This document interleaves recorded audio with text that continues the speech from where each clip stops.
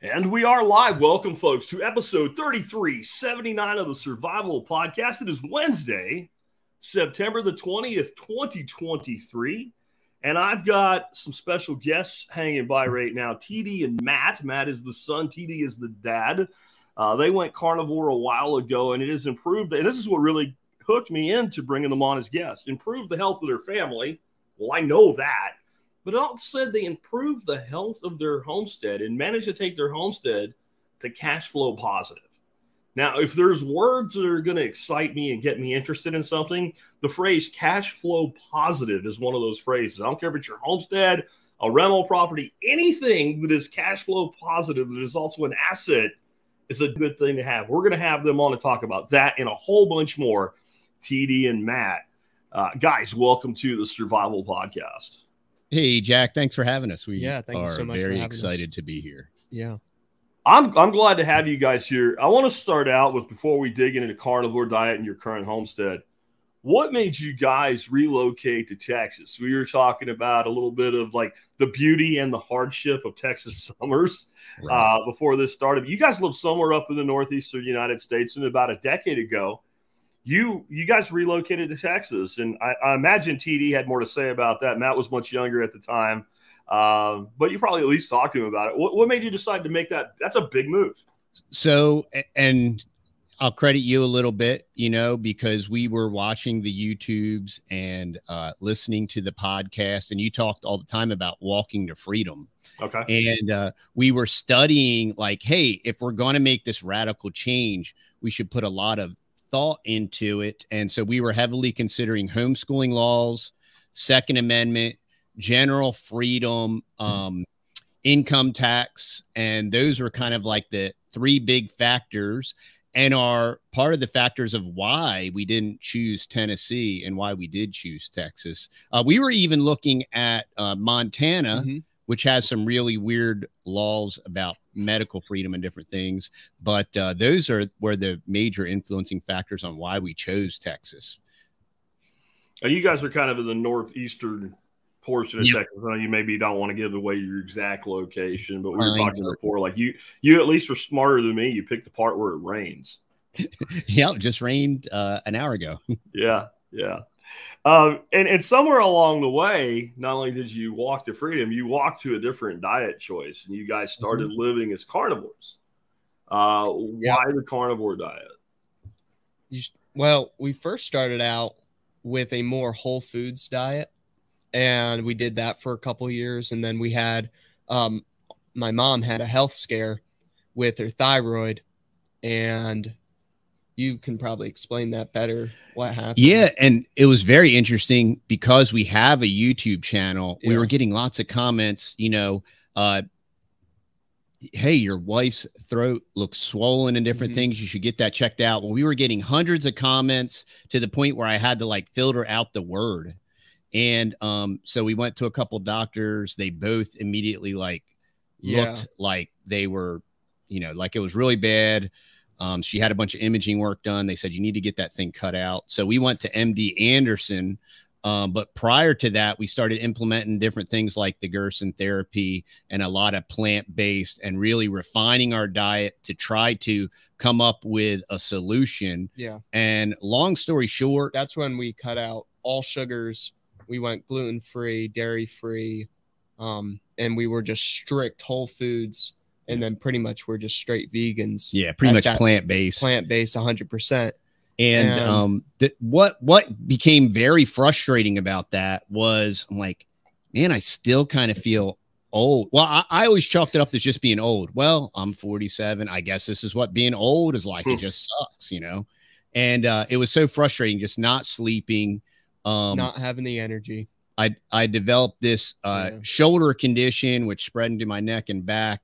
And come to find out, that was just like a arthritic condition, and it created all these issues with my shoulder. Yeah. But then about a little over 100 days ago, my wife had been doing a lot of research and reading, and another homestead channel, Homestead Hal, started posting a lot about the carnivore diet and all the tremendous health benefits he was having.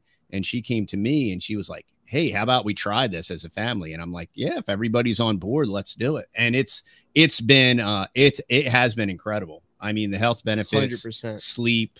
Well, yeah, because your shoulder went from like you literally couldn't even use it like at all to now you can do like 45, 50 push-ups in a row. Yeah. And it's like, it's healing up incredibly well. It continues to improve. And you have like zero pain. And now you can actually sleep all the way through the night. Yeah. Because you've never been able to actually do that. You would wake up like several times throughout the night, go through like several weeks of not sleeping at all, and just really, really bad. Yeah. It's been transformative for all of us. For my wife, who neither of us were ever overweight, but I lost about like 10 pounds. She lost about 30 pounds. Yeah. We would always exercise obsessively and no real success with that. And the other scary thing about the whole plant-based diet and being like a vegan and everything is you are super reliant on grocery stores and Amazon and buying all these products and all of these pills and supplements and everything and protein powders and stuff. But we were like, you know what we're really good at is growing beef. Like this is beef country up here in Northeast Texas. It is like, it's easy to do it. And I mean, our grocery bill practically went down to zero, only for like a couple, for mainly butter. We do buy butter now, and occasionally bacon. But other than that, and maybe some barbecue sauce here and there. Rarely we even use barbecue sauce. Yeah. Normally it's just butter, salt, and I use a little tiny bit of pepper. Yeah. And electrolytes. We do buy that. But we pretty much went from 20% self-sufficient to about, for our food, almost, pretty much 98 to 100% self-sufficient, which is pretty cool. Yeah, it's funny the way some people react to this. Like, I had a guy email me recently, and I found this to be comical and sad. He's like, if you're eating carnivore, and I'm like 90% carnivore. I eat some vegetables once in a while. Tomatoes, peppers, and greens is like, 90% of that. He's like, how does your blood sugar not go to zero? Crack a biology textbook, right? So I told him about gluconeogenesis, which is basically your body makes carbs on demand if it needs any, and you don't need very many. And I challenged him to go find me an essential carbohydrate. He didn't know what that meant, right? So I'm like, okay, so there are essential proteins, meaning your body cannot manufacture those proteins, and you must consume them, or you don't get them, and you will die eventually. First, you'll malnourish, and then you'll die. There are essential fats that you cannot manufacture, that you must obtain from your diet. And if you do not get them, you will die. It won't be overnight, but you will. Show me a single carbohydrate in any form that if I don't get it, I will get sick and or die. And then he got very angry. Very, very angry, because facts don't have feelings, and that makes people upset. But the idea that your blood sugar would go to zero, I'm like, there's literally millions of people doing this, and I've never seen anybody with a blood sugar issue that's on a carnivore diet. I have seen people with blood sugar issues that are on carbohydrate diets, either very high or very low or giant. More often, it's these huge swings. And that causes like all kinds of problems. I remember before I did it, like I would be out and I didn't eat a certain amount of time. All of a sudden I start blowing sweat. I'm like, I got to eat. And that is just, there's no way that's healthy. Nope. And it just really, it took off. And then the other thing that happened almost simultaneously is we found a great microprocessor very close to us that had a very flexible schedule, and they could get our cows in and out, and they would text us back and forth. It was so great. And we said, hey, if it's this simple and easy, and this small family processing plant, if they can do this for us, we could probably offer our beef to our subscribers, our community, to our local community. It just exploded. And here we are, here we're in Northeast Texas, and I do have about 400 fruit trees. Fruit trees are kind of like my thing. I love it, grafting and all that cool stuff. And then we've always tried to grow these gardens. And of course, you know, during the Rona scare, you know, you're trying to grow like a garden to feed like an army of 1,000 people. Well, especially when we were plant-based too. Right. Well, so yeah. Well, now you got it, right? Yeah. It was an uphill battle. I mean, we were never going to win. I mean, and we never really, we always did okay, and we never really succeeded.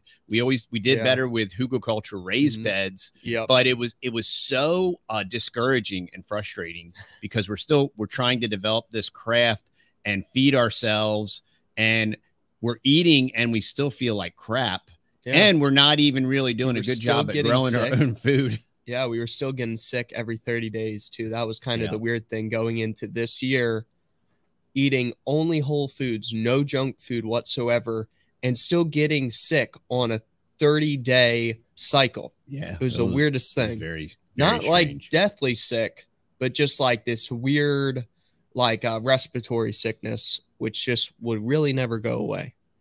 So, and we didn't come from any kind of agriculture or agrarian background. You know, we moved from a neighborhood. We moved down here basically to the middle of nowhere.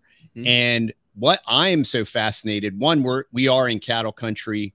If you drive in any direction, you will pass herd after herd. I drive about 40 minutes to work, and I'll probably pass 200 or 300 different cow farms, you know, ranches. And most of these ranches, they may be vaccinating or whatever, but all these cows are being raised on grass. Sure. They are. You know, they're not, there's no CAFOs, and most of these people are like dyed in the wool, like 70, 80 years old, and they're still raising cows. And it's such a powerful thing. And it's neat when we can tap into that. And, you know, we've had up to a couple hundred Muscovies. We still have about 90 laying hens. And if you have the grass and the fence, raising a cow is by far, hands down, the easiest animal. Yeah. And that's coming from experience and like butchering hundreds of chickens and ducks. And it's like, while we're butchering them, we're like, we could butcher one cow. One cow, right? Yeah. And we could have hundreds of pounds of meat. You have 100 pounds just of ground. Yeah. Ground beef. You got 100 pounds of ground. Because I usually get 50 to 60 pounds when I buy a half beef of just the ground. Just like, man. Yeah. So we were like, ditch it. It's been a super game changer. We're like, ditch it. We'll just butcher our own cows. Yeah. If I had the space and the climate, I'd probably raise a few beef every year and a few pigs. And then I would sell the surplus, kind of like you guys are doing. I just don't have the land for it. And I really don't have. It's not that I don't have the climate for it. I don't have the piece of land in the climate that makes it doable because of how shallow my soils are here, and maintaining grass throughout the year is hard. But I will agree there. And I agree. Big animal that can take care of itself, you know, a mother cow, and you end up with, you know, especially if it's like one coyote, that coyote's going to get there. Right now I have a hawk that's picking off some of my Bantam chickens. I have too many Bantam chickens, so hopefully it's a migratory hawk and he can have a few on his way through. But, you know, hawks and falcons don't eat cows. You know, I'm sure they would if they could, but they can't. So right?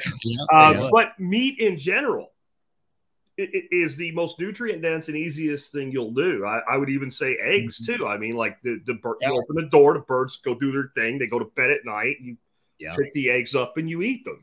And when we're using, you don't weed them. You don't have to weed your eggs. No. And we're using the lime method, and we were able to stock up 600 of our own eggs this year, and that got us through the Texas drought, through the summer months when our hens pretty much stop laying. So it's almost like we get somebody's blowing up my phone. It's almost like we get two droughts for the hens during the year. It's summer months and the winter months. But then you got the fall and the spring where they really crank them out, and that's when we'll always have this surplus of eggs, and we're like, what are we going to do with them? And I think it's called water lime. Yeah, right. I've seen it. Yeah. And we used 3-gallon buckets, worked the best. We've tried 5 gallons, but I think they kind of get crushed in there a little bit. But we found that the 3-gallon buckets, and we got like 8 of them or so, and we put them in our pantry underneath, like on the bottom shelves where they'll be nice and dark.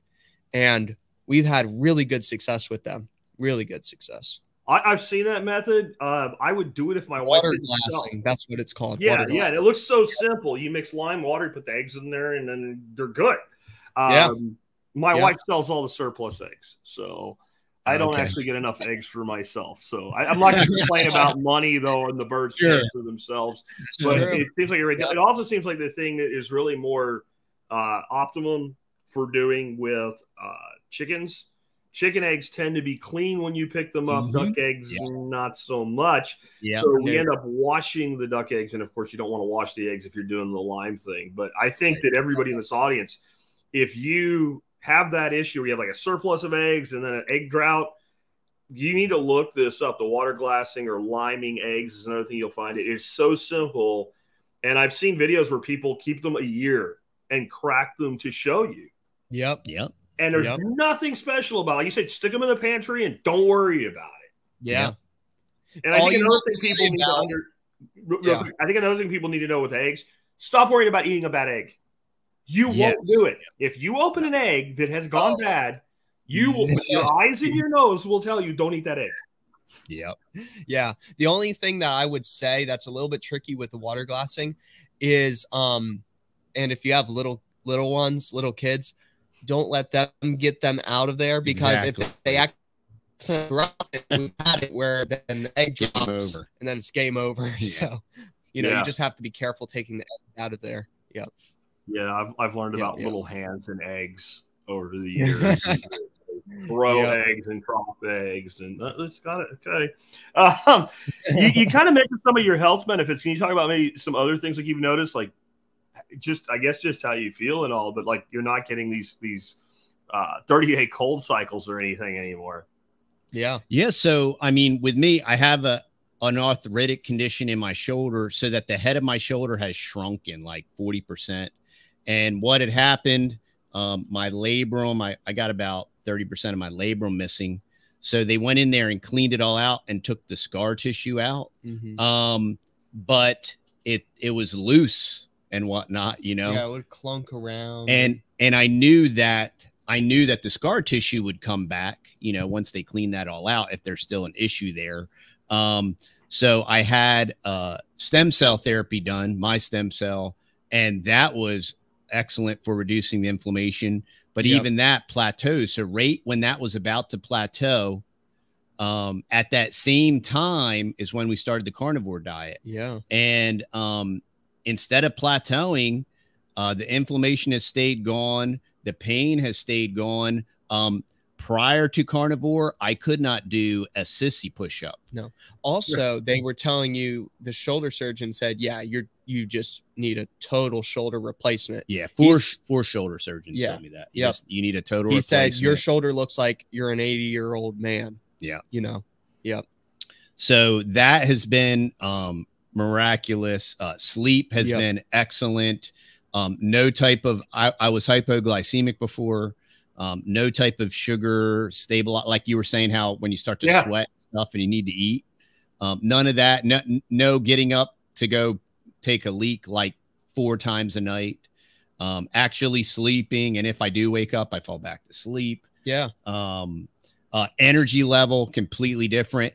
I didn't even, you hear a lot of people talk about brain fog, and I had never even considered it. I didn't think.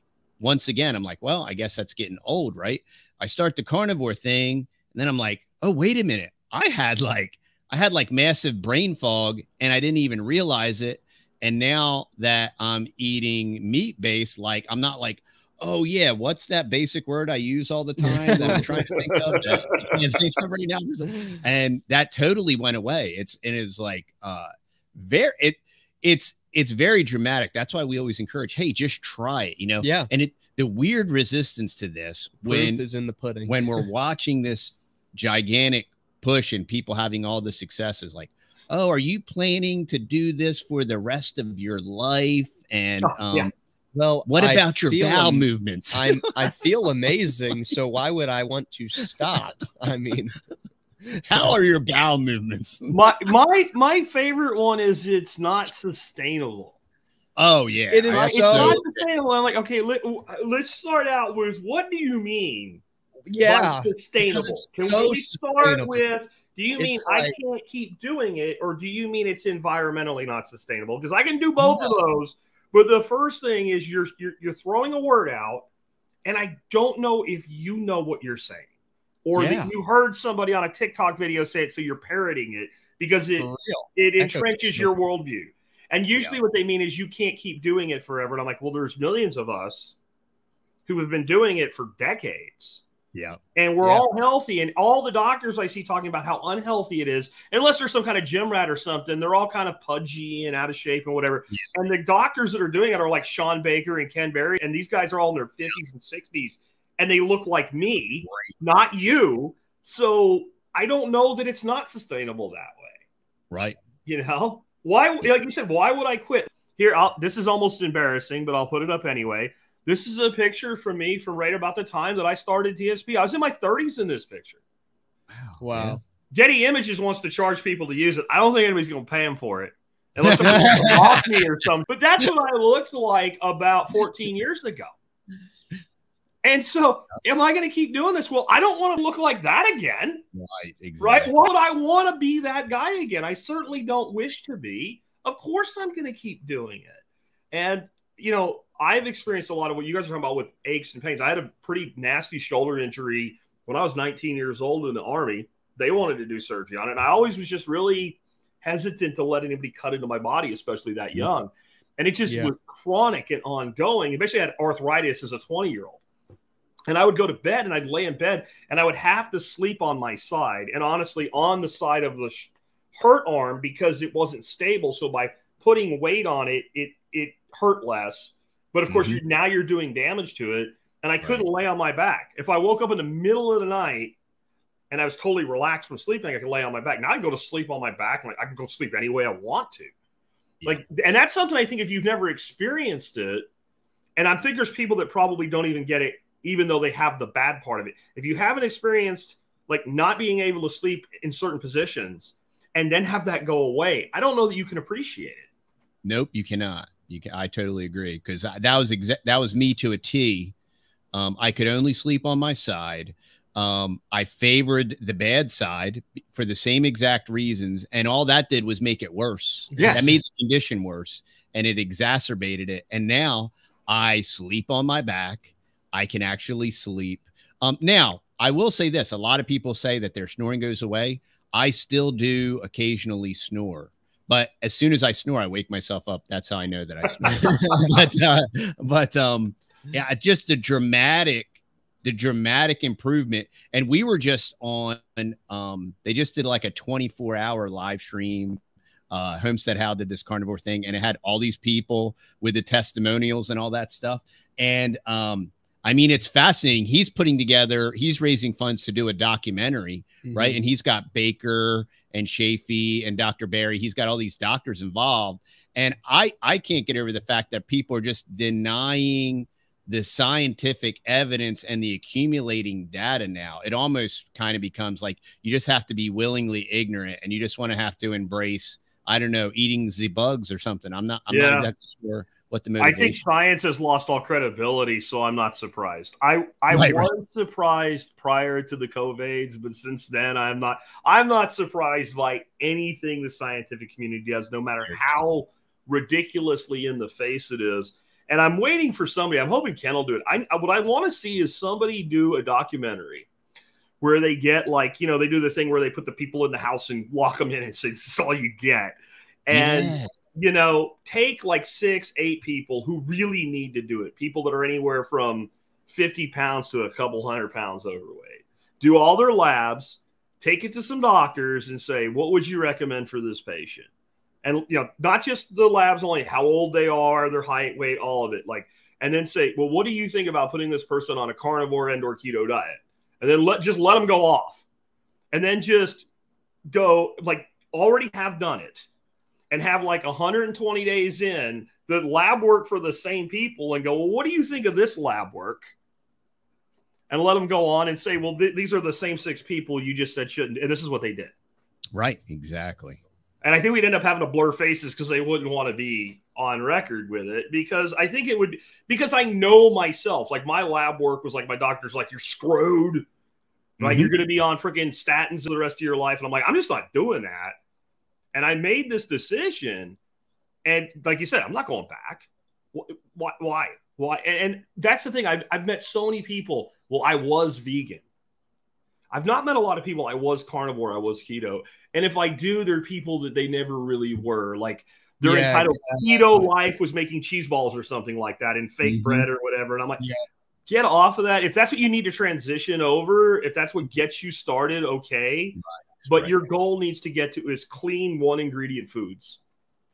What's the other beauty of this way of eating is it's self-rectifying, because when you go off of it, you immediately feel terrible. And so you're just like, I just had an interview on our podcast, the Fearless podcast, and it was Simeon, and he quoted Michaela Peterson. I think it's a Michaela Peterson quote, and she said, "Nothing tastes as good as feeling great, feeling healthy feels." And I'm like, that is it in an absolute nutshell, because you're like, when you go to cheat and eat the tiramisu or whatever, and then you do it and you're like, because I'm like, I know I'm going to feel like crap.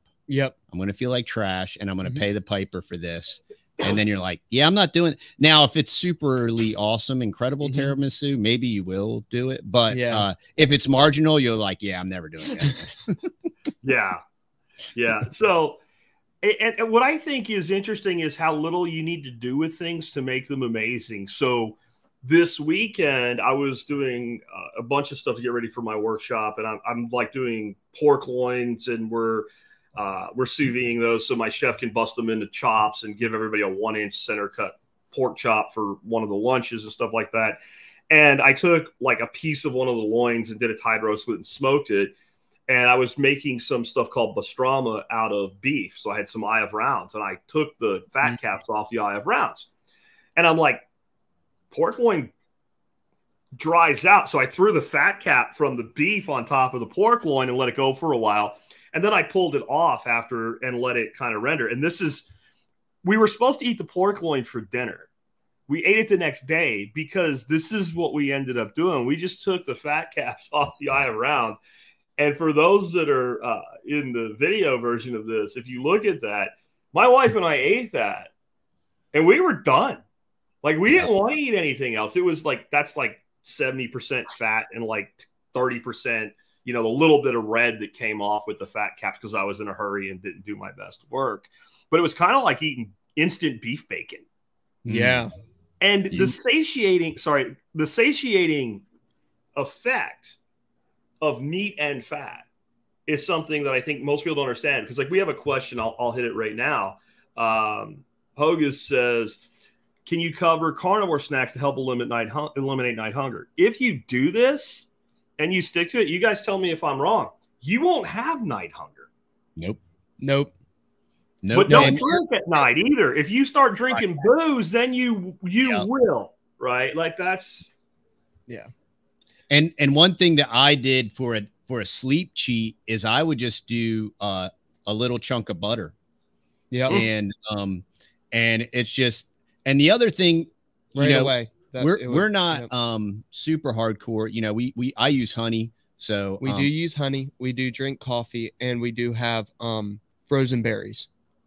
But I will do just a drop of honey on a butter cube, and you eat that, and it's almost like caramel. It's just so good. And that makes sure that I'm solid all the way through. The other thing too that we'll do is we will do like a bowl full of blueberries or something like that too. If you're just feeling like you just need to have something, and you just got done dinner. Most of the time though, if you got done dinner and you still feel hungry, it means you didn't have enough fat in your dinner. So that's normally and you will be amazed. Okay, so if you've never eaten like this, you will be amazed. 1, how you crave the fat. 2, how delicious it tastes. 3, how inordinately satisfying it's like your brain turns on. Yeah. It's like yeah. It's like crazy. everything changes. I think the other thing too is people get desensitized to how terrible they actually feel. So they're like, oh, I don't feel that bad eating normal whole foods. That is so true. Why would you go carnivore? That sounds stupid. You're like, no, seriously, you don't understand. Like, once you actually try it for like over 30 days, you're like, you actually realize how terrible you actually were feeling, and your mood swings and everything were on the normal whole foods organic diet was. And I'll prove it to you. Go to a high quality, whole food store. Like, we have a couple, Jack's or one of these natural food stores. What you're going to see is you're going to see shelves of processed stuff in bags. Yeah. Right. With 20, 30, 40 ingredients. Right. Yep. And that's where all your money's going. And you think because it says it's healthy and it's natural and it's organic, it's still There's a picture of a farm on it. Yeah, exactly. It's all marketing. It says, and it's USDA, very expensive. USDA organic on it. So Yeah. Also, the other thing is, there's a lot of people that are like, oh, I couldn't ever afford that. Actually, yes, you could. If you would stop going to Starbucks and getting crackers and cheeses and all these little stupid foods, you could totally afford a 2 pound or 1.5 pound steak. You could totally afford it. Somebody here said they based most of their diet on pork shoulder because it was $1.60 a pound. Right. Right. Yep. So that, you don't have to eat ribeye every day. I don't eat ribeye. I like ribeye. Don't get me wrong. Yeah. I like me some ribeye, but I don't eat ribeye every day. Yeah. But I've also told people you could eat 2 ribeyes a day for 60 days and find out. That's if I offered you, most people, if I said, I will give you $1 million in a suitcase and $20 bills cash to go to jail for 60 days. They're going to jail for 6 days, right? They're just, okay. Like, am I going to get shivved or anything? That'll be like a regular jail. You won't be like with the hardcore guys or anything. You'll be fine. You'll eat crappy lunches and stuff, and you'll be bored and you'll play solitaire. But you go to jail 60 days. Here's $1 million cash. You're going to jail. So you can eat steak for 60 days and change your life. And if you decide it didn't work, you can go back. Yeah, but I found it to be a very one-way process. And you keep using a word, I think it might have been Michaela that you were talking about earlier that said this. There was a documentary Ken Berry was in, and she said something to the effect of, I don't call it cheating because cheating is something that benefits me. So like if I cheat on a test and I get an A, I get ahead. Right. If I'm an athlete and I use steroids and I build my muscles up and I'm a football, I can push the other guy down, it benefits me. If I eat something that's crappy, I'm not cheating, I'm harming myself. Yeah. Mm-hmm. I found that to be kind of profound. When I watch stuff like that, I don't hear a lot of things that I think are really profound. That was kind of profound. It was a different way to angle it because then you're less likely to do it, I guess. Right. A lot of it is totally a state of mind. 100%. A lot is just implement it because people always say, how do you start? Super easy. Cook meat and eat it. That's literally how you start, right? Eat till you're full, right? And then you're not going to snack. And that's how you start the process. I would say this too. Also, the Instapot. Since we are a family of 8, it is a lot of meat that we do go through. We go through 1 cow a month. Yeah. To put it in perspective. 4 to 500 pounds. 4 to 500 pounds of beef a month. So salute. That's So anyway, the Instapot is where it's at. And also chuck roasts. Even though we do grow our own beef, in between selling our own beef and then harvesting our own beef, there are certain weeks that we actually have to go out to the grocery store and pick up some beef just to carry us through a couple days until we get our beef from the butcher shop. Yeah, our last 2 months, we were so aggressive marketing it. We sold, because we your own supply. Yeah, we sold our own supply. So the chuck roasts have been amazing, though. Oh yeah, take 2 or 3 of those bad boys and you shove them in the Instapot with some butter and salt and pepper. Yeah. Those things are amazing. Also, you guys know about Denver steak and chuck eye, right? No, Okay, so when those chuck roasts are on sale, they usually bust them off through about 3 or 4 inches thick. Yeah. And they just take that whole chuck and they just boom, boom, boom, boom. Mm-hmm. Well, that first cut, you'll know it when you see it, there'll be this thing that looks a lot like a ribeye on one side of it, and there'll be this really beautifully marbled piece on the other. If you take one of those and just basically, you might need a knife a little bit, but you pull it apart, that chuck eye is like the poor man's ribeye, and I personally think they taste better. And that other piece, you cut that up, that's called a Denver steak. Now, when you go, like when they have it on sale, like 1 out of 5 of them will be that first piece. And a lot of stores now, because they're getting money for the chuck eyes, are taking the eyes out. But that's a cool little hack. And then the other thing is you can take that Denver steak and either make steaks out of it, or you can cut it in strips and treat it like, which is kind of what you're doing with the Instant Pot, treat it like short ribs. Yeah. If you braise it, it tastes just like short rib. Yeah. And also, most of the restaurants you go to, you get braised short ribs. It's chuck. Yeah. Okay. Yeah. Also, the big thing that's been helping out too, that is a real treat, is we got a big old pit ball smoker, and my brother James is a absolute beast on the smoker, and he put a gigantic 18-pound brisket in there. And smoked it for 9 hours. And covered it in bacon. And covered it all in bacon. So incredible. It was beyond good. And then the next morning we had it for breakfast, and it was even better. It was so incredible. That's a lot of guys now, because brisket's gotten so high. They're usually taking like a chuck roll or a shoulder clod. Yeah. And they're smoking it like a brisket. And it's to me, it's not the same, but it's just as good. It's just as good. Yeah. I have never had a slow cooked, low and slow piece of beef and been like, I don't like that. It's never happened. Like, the worst is good and the best is incredible. I know. Yeah.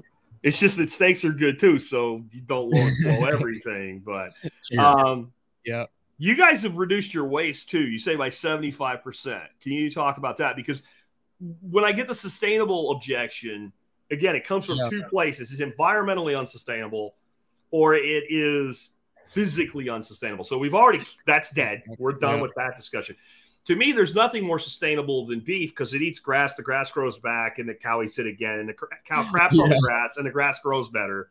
The soil gets better. The roots go deeper. We move to perennial. We sequester carbon, yada, yada, yada. Everything you claim you want, this is what a cow does, right? So we've got that. But then, like the waste stream is something I don't think it's talked about a lot, because if you look at most of the waste that's produced in a household, it doesn't come from meat, right? No. Anything that's left over with meat. I have these 3 giant things with fur and teeth that run around and protect the property. Exactly. If there is anything I won't eat, they will happily destroy it. Mm-hmm. So there's not a lot of waste stream when you move to this type of diet. The cow eats grass, you eat the cow, poop goes back to the ground. We're done, right? Yeah. So, we're preppers, and we have a large pantry, and obviously you have lots of canned goods, whether it's glass canning or whether it's cans, right? And then you have these other shelf stable products, whether you're using like coconut milk or whatever. So, we were more rice, plant-based, right? And everything comes in a package, right? So you take it out of the package, you prepare your meal, you throw it in the trash can. We used to have a roughly a 18-gallon trash can in our kitchen. I mean, we used to actually have a 55-gallon trash can. That's true. We did actually have a full-size real trash can. We would fill that bad boy up every day. Yeah. And now we have a very small tote that has a sealable lid that's about less than about 24 inches tall and about 8 inches wide. Yeah. And we fill that up once a week. Yeah. Because you either have the vacuum seal stuff on your beef, or it's a paper wrapper, and sometimes the paper wrapper we burn. Butter wrapper, or a butter box or whatever.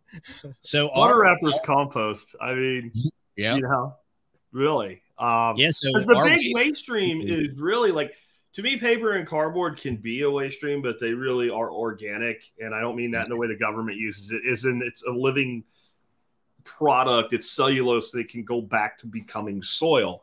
Plastic, no. And so you have all these people blathering on about sustainability and what have you. And then they're blathering on about the straws are going to kill the freaking turtles or whatever over some flawed science experiment by a 9-year-old because, you know, they never get things wrong. And then they have bags and bags and bags of plastic crap in their house. Yep. And you're like, we used to go, well, I don't know if we'll ever go again. I don't know if they're going to rebuild it. Sanibel Island is like our favorite place to go to. And the bar there went to paper straws with their drinks that are in plastic cups. Exactly. And you stand in awe of this lunacy, right? I mean, it is a very low waste process when you look at things like, especially if somebody's doing like a dairy operation or making their own butter, they don't even need wrap for the butter. You put the butter in a glass dish and then you wash the dish and use it again. There's not a lot of waste stream when you're dealing with animal product. Nope. I mean, and it was so overly apparent that I was just like, wow, have you, because you know, when you run the trash out to the can, and I've always hated throwing stuff away and creating trash, because it's just like, you know, this can isn't magic. You know, when you put this stuff in there, it goes somewhere, they bury it in the ground, it's there forever. And it would always bother me. So we would try to be conscious of that. And then we make the switch and I'm like, dude, we should just like eliminated 3/4 of all the waste we were generating. Like, talk about sustainability. That is real, practical, measurable, like instantaneous. And it was very self-apparent. You know the movie Idiocracy, where they have Garbage Mountain, and that's how Luke's what is his name? Luke, whatever his name is, his character wakes up in the future because his little pod comes down off Garbage Mountain when they dump the last bit on it. And of course, a movie like that takes everything to the extreme. But when you're driving out toward your direction from mine, like heading toward Texarkana from here, there's a place on Highway 30 that you see off to the southern side of the highway, this giant mountain. And it's a landfill, and it's all garbage from Dallas-Fort Worth. And of course, it's all sealed with clay and all. And I don't know what they'll eventually do when they're done with it, but it has a flat top, so it won't go, you know, turn into a garbage avalanche. But it's literally the garbage mountain from Idiocracy. Yeah. And it ain't beef. Nobody's throwing steaks in there. Nope. Nobody's throwing short ribs in there, you know, or riblets, you know, like I said, well, you don't eat, the dogs will. It also, you stated in your show app that it simplified your prepping. I think it's pretty obvious, but y'all want to talk to that a bit? Yeah, you know, so it's funny that we had already developed 7 freezer system, you know, and then we have a couple backup generators. So we kind of set that room up to be ready for power outages, which happen a lot. And, but what it did to simplify our prepping, I mean, we were keeping, because we had an active prepper pantry where we would cycle through it every 60 to 90 days, eight family members. I mean, you burn through food, and it's very easy you're burning through massive amounts of carbs, you know, by design. That's just the way it is. And once we eliminated all of those foods, now it's like you're dealing with this nutrient dense thing. You pull it out of the freezer, you throw it in a pan, your prep time's less. There's less weight. I mean, and my wife is just like so elated because she was very active at managing her pantry and keeping it stocked and trying to source things, you know, when toilet paper disappears and all this stuff. But once she streamlined that, we're systematically selling off a lot of our carb stores just because we're probably not ever going to use them. Now, hey, if things get really tough, sure, you know, you know what you want, take what you can get. Yeah. But it has super simplified the prepping process. And the other thing it's done is it's condensed our calories down into bite-sized packages, and it's nutrient dense. So, so we're focusing on that. You know, it really streamlines everything. I would concur. I mean, you make sure that the cow has food and the cow can have babies. Yeah. Yeah. That's the beauty of it. Like if there's going to be another cow next year, right, or some more cows next year, and you can keep the breeding going, you got cows. And if you got cows, you got food. And if you got grass, cows have food. And now, go ahead. Now what we're doing with our cows, now that we understand this fat ratio and how important fat is, we've been raising Longhorn, and we've had various other breeds that we've had in our herd. Now we're looking for an optimal type of heritage breed, maybe something like a belted Galloway that grows out in 14 months, has a nice high fat content. What we're finding through research with low line or shorter cows is they live 7 years longer. So our mama cows will have a longer birthing life. They'll live longer. They fatten faster. Their conversion ratio is better. So now we're looking to optimize our herd for production and to get that fat content on the back end that we're looking for. Yeah, and they take 1/3 less grass too, which is awesome. Yeah, I've been listening to these guys on called Barn Talk is their podcast, and I just listen to their TikToks. And the one guy was talking about how, and they're both hog farmers, and they were talking about how years ago they used different breeds of hogs because the hog farmer made more money in the past on the fat, on the lard, because people cooked with it, they lubricated, they did everything with it, and they made more money on the fat than the meat. And I think there is something to that. And I don't know, one of the other sustainable challenge things that people have thrown at me is, well, you can't, if you're going to eat 70% of your calories from fat, you're not going to be able to do it because, 70% of the cow isn't fat. You've never cut up a cow then. And you're not familiar with the concept of, we're not talking about volume. We're talking about calories and how much more calorically dense the fat portion is than the lean portion, because it's I dare you to eat a half a pound of fat. You won't. you won't. Like, even like we both like butter, obviously, right? But I always tell people, like, you'll sit down, you'll tell me I'm going to clog my arteries eating butter, right? When I'm dropping some, like, I'll make like a compound butter with like black pepper, sage, and garlic. I'll take a big pat of that and throw that on top of my seared ribeye. You're gonna die. And then that person will turn around and eat a whole stick of freaking butter wrapped up in bread. Right. And I'm like, you'll never eat that stick of butter without the bread. And that's something like when people are asking about snacks and all. A lot of times what a person will say is, well, I feel hungry, I want a snack. And you say, well, go eat there's some leftover beef. Go eat that. Well, I don't want it. Well, then you're not actually hungry. You have this habit you formed. Yep. And this is why, like, people will sit around, they'll eat a meal at a restaurant. They're all full. Oh, I can't eat anymore. Waiter comes over with the dessert cart. Oh, I could eat that. Right? And it's because we're wired for this, because you didn't used to go to the Piggly Wiggly or Albertsons to get your food.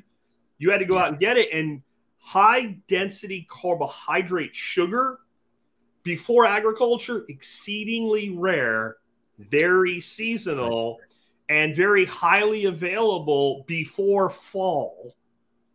To put, like, it was a natural thing for us as a survival, like a bear. You put fat on and you lean out through the winter and then you put it on again. And this was also like a vitamin D battery that we had. Well, now we can eat whenever we want, but we still have this innate hardwired thing. And then the other thing that's really rare in nature, high fat and high carbohydrate at the same time. Right. This is almost never, you almost never see that pre-agriculture. So ancestrally, we're not supposed to eat that way. Sure. We're just not. But if you look at like all the crap people eat, it's not just high carb, it's high fat. And then even worse now, at least like when my grandma did it, it was lard, right? Or butter in the cake. Right. And now it's seed oils in the cake that's GMO modified grain.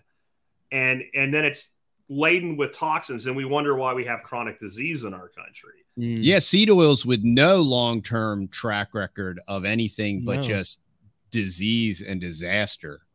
And seed oils completely and totally unsustainable.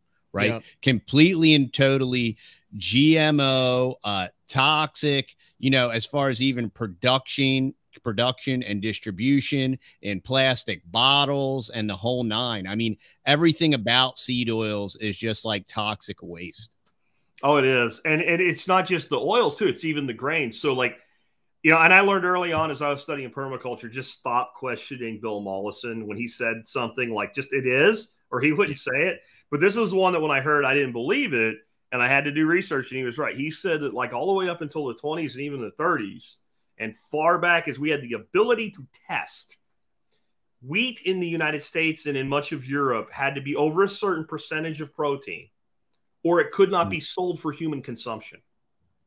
Wow. And I'm like, wow. And then he's like, and we didn't harvest the way we did. He said, if you see the old imagery of like all the wheat standing in sheaves in the field, and you think that that was something that they just did because that's how they did it, it wasn't. When you stack all that dried grain together, if you go in there a couple days in and put your hand in there, it'll be warm. It ferments. And that wow. Wheat had to be over a certain protein, had to be harvested at the right time, and had to be fermented in the field in those sheaves before it was threshed, or it wasn't for people to eat. Wow. Now, I still think a ribeye is better than that, but that shows you how far we've come. And we're talking 100 years. Exactly. We've left that. And that was, again, one of those Bill Mollison things. You're like, the old man's crazy. And you go look at it. If you dig long enough and hard enough, you're like, oh, okay, Bill. And like I said, Bill wore you out. Jeff Lawton, his main protege, said the same thing. He just wore you out with facts where you're just like, yeah, okay, I give up. I quit, you know. The other thing is like just the ancestral appropriateness. Like we were saying, if you go back prior to modern agriculture, which is about 10,000 years old now, meaning we plow fields and plant one thing, there's no way you're going to survive on carbohydrates. Right. It's survival food only. People always bring up Native Americans and acorns. I'm like, so you've never detanninized acorn before?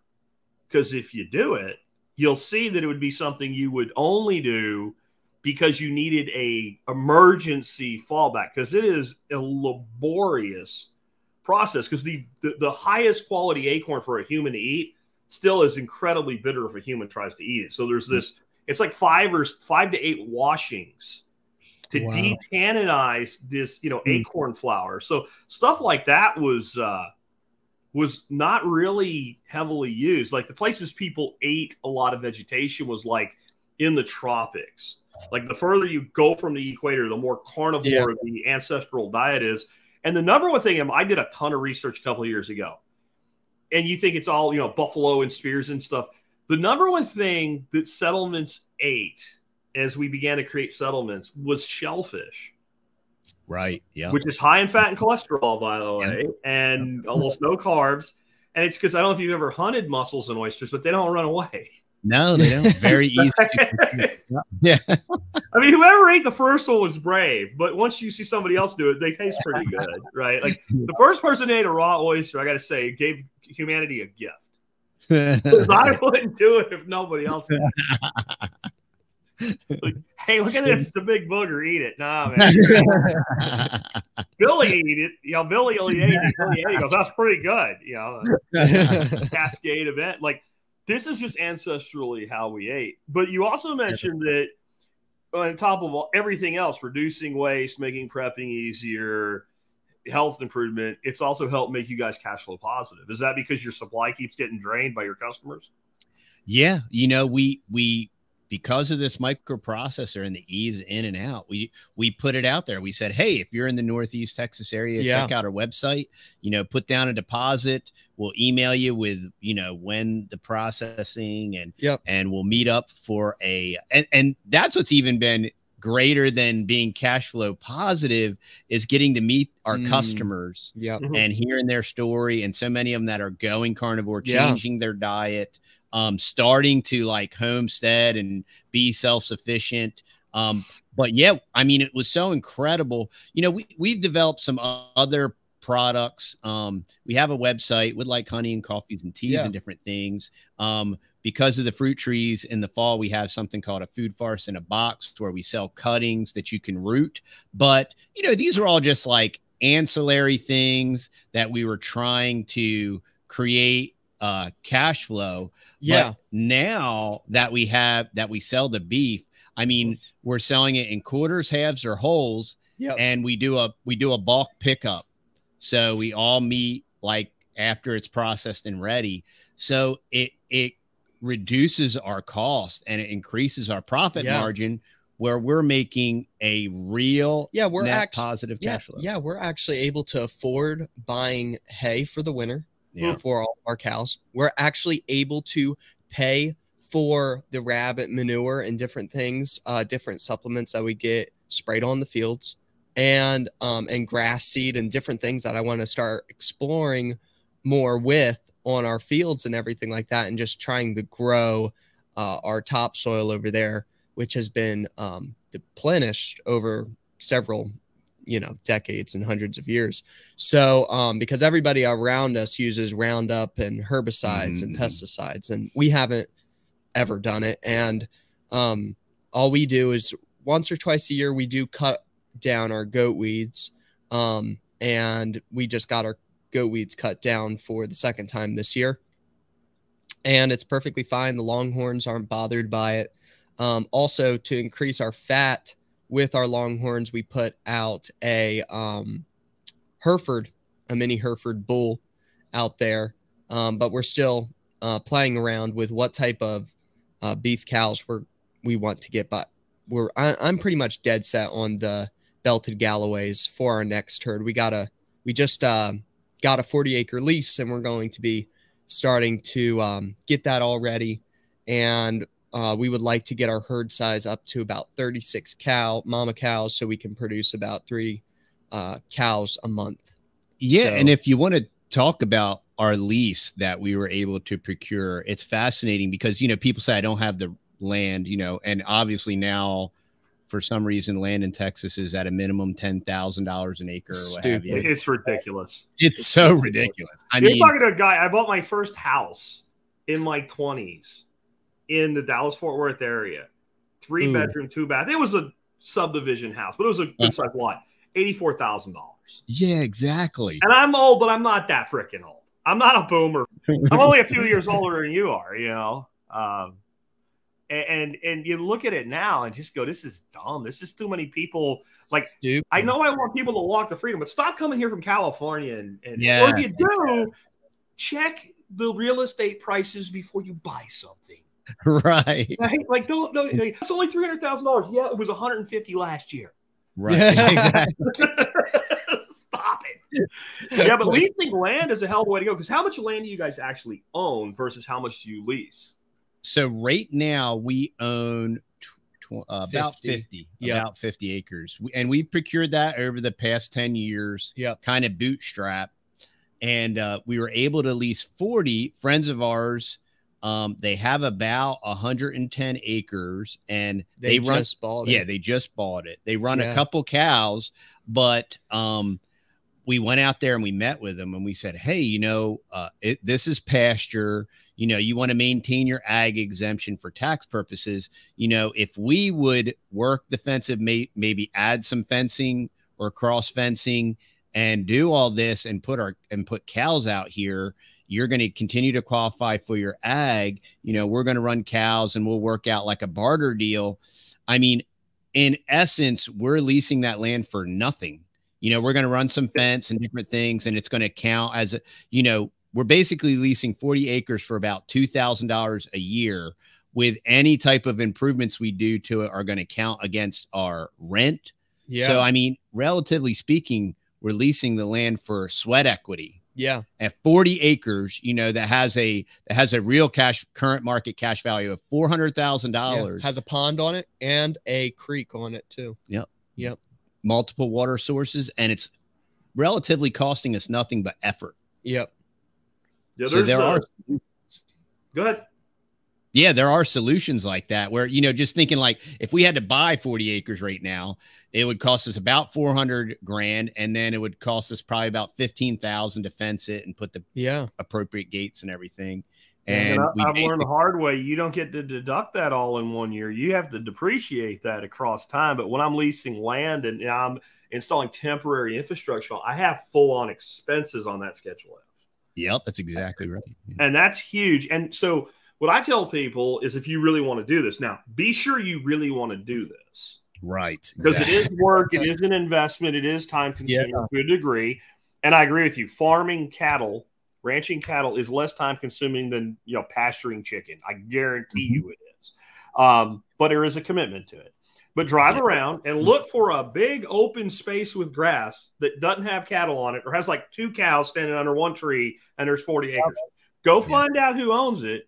And that's stuff's sitting there idle. He's probably paying somebody to bush hog it a few times a year. Yep, you're right. He does want to maintain his exemption, right? Go look for the guy that has no cows and a bunch of round bales sitting there rotting. That dude is putting them round bales there to rot because his hay's crap and he knows it, but the ag guy comes around once every year and goes, oh, he's growing hay, checks it off, and he keeps his exemption. Don't talk to somebody like that and say, look, I won't put cows on your property, I'll manage them, and I'll pay you. Yeah. Because even with his ag exemption, he's paying taxes. Yeah, that's right. Right? So I'm basically saying I'll pay your taxes and make your land better, and if you don't like me, throw me out. Right. And then don't get yourself thrown out. I've also seen some of like Joel Salatin's videos where he's talking about how like I can basically turn 40 acres into 80 by putting this temporary fencing and stuff in and putting in stock tanks so that one stock tank serves 4 paddocks. And if you got a pond, you put in a pump and pump water to your stock tank. And like all of a sudden they're able to put more animals on the same amount of land. And if something happens with the lease, all the infrastructure is basically portable except a few things. And the farm is not the land. The farm is the brand, the animals, and the customer base. And this is where I think many people don't understand. Farming is a business, and it has to be treated like a business. And when you see it that way, you don't even really want to own that much land. I think one of the best ranchers I know, now he's gone all to sheep, because he's just determined as he's getting older, it's easier to deal with smaller animals, is Greg Judy. And he's managing like 3,500 acres. He owns 80, and he only owns 80 because one of the guys that he was leasing 60 from when he died willed it to him. His actual homestead's on 20 acres, and he's managing 3,500 acres in Missouri. Wow. Yeah, and he's like, no, I don't want to own 3,500 acres. I have to pay for it all. And when they asked him, I love the way Justin Rhodes did an interview with him, and he was asking him, like, why doesn't he do sheep to produce wool? And he's so matter of fact. He's like, so let me explain to you. It costs more money to pull the wool off the sheep than you get for the wool. Right. Yeah. And you just have nothing, right? You just don't have anything at that point. Like, well, no, that doesn't make any sense. I wouldn't do that. And maybe a small operation could make some money on wool, but when you're dealing with the number of animals he's dealing with.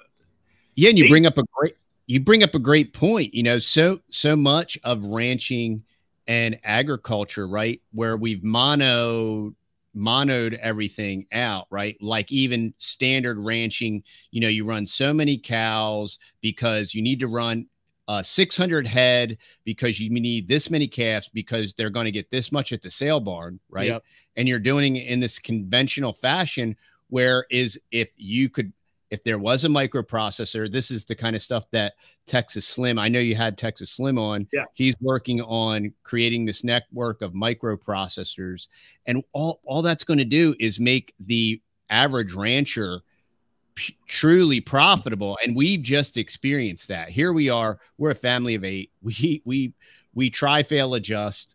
We read a lot. We listen a lot. We ask lots of questions, but we don't truly know anything. We're not experts in anything. And we've just, opportunity met some preparedness. We had some cows. This opportunity popped up. This microprocessor popped up. Hey, we could sell a cow. And we offered it. We made an offer to the market. And it was like, yeah, hey, we want that. Right. Yeah. And now people that really don't know that much, that are just trying, all we're doing is trying. Yep. And we're turning a profit. And now we're bootstrapping. We're going to cash flow, expand.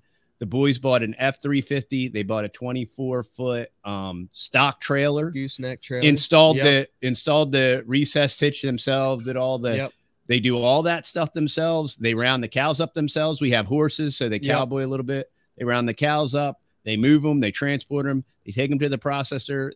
And so we're developing. We're actually doing a beef pickup today, so that I had to stay home and Mom had to go with James and Buddy, and that's actually happening right now. Yeah, so we're making money right now, and we're developing children that are autodidacts or polymaths or whatever, and they just learn, hey, we want to try this. Okay. They got a mobile sawmill. Yeah. They got a mobile sawmill. They bought that with their own money from the YouTube channel.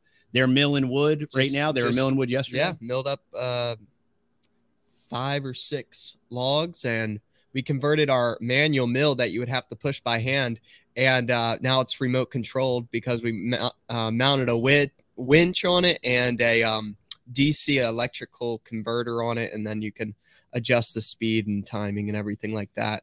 So instead of spending like $50,000 on some crazy fancy sawmill, we spent like 1/5. And I just want to get the word out for the future. You know, we're trying to be the solution, raise the solution. You know, your episode yesterday about the intentional destruction of Western society.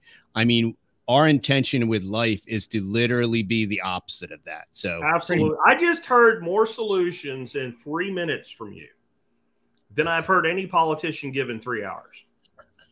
Exactly.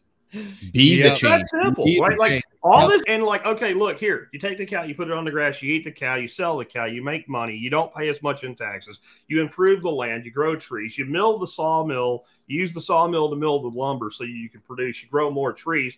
Cows like trees because they give you shade. You can grow mass trees to help feed the cows. Like it cascades. It just continues to cascade. Because I think the sawmill thing, that's one of the best investments a person can make. I saw a pretty high-end one at Self-Reliance Festival last year. And I was like, man, I see why some people that don't have the money to buy one, or they don't want to be in that business or do that thing, but they have land with timber on it and they want to build, they just hire somebody to bring it in and mill for them. Yep. And they have the mobile kit and they do mobile milling. That's what we do. Yep. Mobile milling. Always do all that stuff. Hey, what was the cost of y'all's mill, if you don't mind? Cost of our mill in all, like all said and now I just bought the mobile sawmill package. All said and done, it was about $10,000. Because with the mobile kit, because that's not bad at all. The sawmill was about 5 to 6, and then the mobile trailer unit with an extra like 5-foot track on it, so we can mill up to like 16-foot long lumber on a mobile unit. It's about $10,000. And at the time they bought it from Woodland Mills, they had to pay for it in advance, and it was like a 6 or 8 month lead time. So they had to shell out like $6,000 and then wait for like 8 months for them to deliver this, which was a blessing in disguise because all of the prices on there have skyrocketed. Yeah, because the guy that had the one in Tennessee I asked him, he says about $60,000. Yeah. Wow. Yeah. So it was almost completely automated. Like he was just sitting there running like joysticks, picking the trees up and rotating them. And that's crazy. And I watched him go through just a pile of stuff in about half an hour. And it was like, I was like a kid watching another kid play a video game. I'm just sitting there on, he's like, I'm gonna make a 4x4 out of this piece, and I'm gonna cut some and just flowing through it. And it was like, this is one of the coolest things I've ever seen. Yeah. And I do think it's an incredible opportunity because there's a lot of, as expensive as land has gotten, the kind of land, like ag land and stuff, people that want to live just in a homestead or whatever, there's a lot of land that's uncleared. Yeah. And people see that as a detriment. That is an asset if that can be turned into lumber that can build a structure. Absolutely. And I think we're going to have to start thinking this way because things are getting stupid expensive. And I mean, my wife and I just extended the lease on our truck because the cost of buying it is stupid. Like when and I've dealt with the same guy, so he knows I'm not pulling his leg or nothing. I'm like, you give me a decent deal on it, I'll buy it and convert it to a purchase. He said, we want $27,000 for it. I said, no problem. He goes, well, the payment on that's going to be $540 for 72. Stop. We'll just extend the lease and I'll figure out something else in 6 months from now. Like, I'm not even, you don't have to say another word. He said, well, I know you're upset. I'm like, no, I'm not upset. I'm not mad. You're just doing math. I had my wife check with our bank and it was like the same payment for 5 years instead of 6 years. And I'm like, no, I'm not taking a 2-year-old vehicle and financing it for 5 years. at $500 and something dollars a month. No. When I can convert the lease and continue to pay, I think we're paying like $240 exactly on the lease because it's a 2-year-old lease when they all dropped their pants during COVID. And it's like, I'm thinking what I could do if I really wanted to, I could write a check and buy the truck. I don't want it that bad, right? Right. Most people can't. And I just did this with my son. My son's in his 30s and they have good credit, good income. My daughter-in-law wrecked her vehicle. It got totaled. She walked away with a check for $6,000. And they're like willing to put 100% of it down. And we ended up co-signing to get them a reasonable payment on their vehicle. And like, this is going to crush people. That's a vehicle. And these are not people with bad credit. These are not people with poor income levels, but it's just crushing. Like, trying to raise a family and all. He was like so excited when he figured out how much money he could get for his house. So he figured like, well, what can you buy? And basically you can buy the same house with a higher payment. That's what you can buy. Yeah, exactly. Yeah. These interest rates are going to be unreal, and they're claiming that they're going to cut rates, and I don't know what that's going to do with hyperinflation. I mean, it's going to be an interesting future. There's a point where they have to pivot, but when people tell me what's soon, I'm like, so you're younger than me, so you don't remember the 80s, and you don't remember people paying 18% on mortgage. Yep. Our first mortgage was in 2000, and it was 9.99%.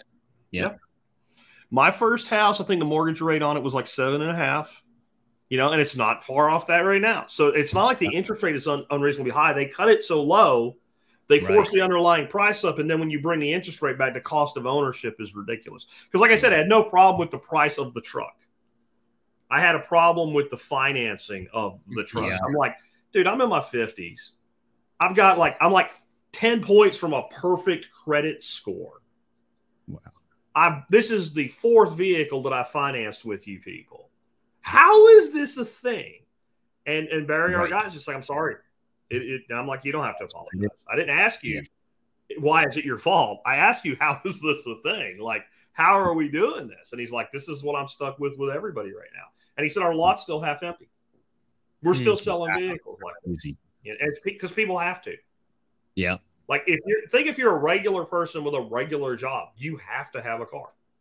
Yeah. Yep. You have to. Like this is not the Netherlands. You can't just jump on a train and go to work anywhere, especially in Texas or Nebraska or Florida or something.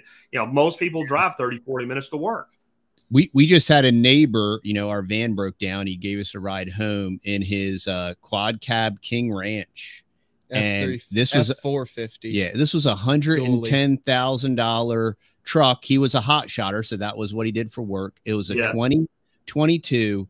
He had put 150 or 60,000 miles on it, and he had went back to the oil field, and he's like, man, I got this truck with a $1,400 payment. When he was hot shotting, his insurance was $2,500 a month. Right now, he's changed professions. He's still got this truck payment. Yeah, I mean, how unsustainable is this? It's so.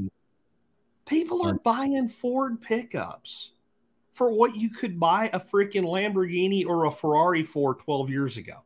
Yeah, you're right. Think about it that way. Yeah. Like you see a dude with a Ferrari or something, you're like, wow, man, this dude's rolling. And then you got rednecks driving around in pickup trucks that cost as much as that thing did a little more than a decade ago. Yeah. We bought our fixer-upper homestead on 5 acres about 10 years ago for $77,000. And guys are rolling in trucks that cost more than that. Yeah. Yeah, definitely. People are buying pickup trucks for more than my first house. Yeah. I mean, mobile homes are expensive. I don't mean necessarily busted up, but I mean like you used to be able to go out to like if you were willing to live in a mobile home, you go and show me the best, biggest thing you have, like premium everything, and they would show you something for like 135, and you go, do you have anything? No, that's it. That's the most we have, and now you can't buy a freaking single wide for that. It's it's crazy what's happened. And you guys are talking about solutions to this: lease land, grow animals, eat the animal, sell the animal, right? And then start building out other revenue streams like you guys with the sawmill. What are some other plans that you guys have? Well, also with us boys, we started our own construction company too. Cool. So that's been doing really, really good. Fantastic. And we only have one ad for it, and it keeps us super busy. So on Craigslist. Just like keeps us plenty busy. I'm kind of scared to make signs and start putting out our cards, but I already am. But because you'll run into what the problem is, or the problem is that, like, if I had more business, I could hire more people. But when you hire people, you find out most people suck. They're terrible. Yeah, exactly. Are awful. You got to hire 3, immediately fire 2, so the other one's terrified. Right. And then you torture him, and if he makes it 6 months, then you hire another 3. That's the only way you can do it. Yeah. So, you actually should have a couple people you can hire just to fire. Like, they have another job or something, and they just show up. And, like, the end of the first day, you're like, get the hell out of here. And the other one's like, that's like the only way to, like, incentivize. And that doesn't even work anymore, I don't think. No, it doesn't. Yeah. And the guy that's perfect is the guy that has an entrepreneurial bent. And the problem is they eventually leave and go do their own thing. Yeah. Right. Yeah. You can find, 1 in 100 will be that guy. He'll treat your business like it's his own, but he doesn't want the hassle of running a business. Exactly. And when you find that guy, you have to, like, treat him like a little demigod, like, like whatever you need, take care of him. And that way you can throw him helpers and he can run a job for you. I have one of my best friends had a guy like that working for him, and his name was Toby.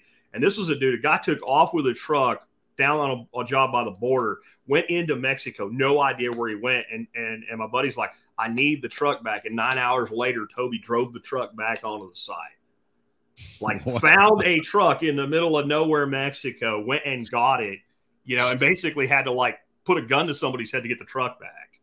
And, like, you don't get a lot of those. No. There are not a lot of those out there, man. What are some other plans you have for the homestead? Mainly just building all of our houses on the land.